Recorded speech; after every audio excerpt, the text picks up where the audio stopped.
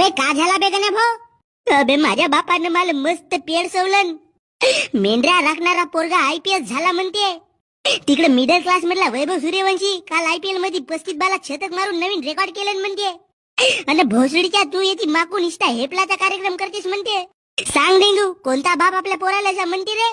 अबे तर का झाला म्हणलं तर बापच तर हो तुझा. चल घरी. घरी कसा येऊ मित्रा? दरवाजा समोर ठेवलं नाही कुत्रा.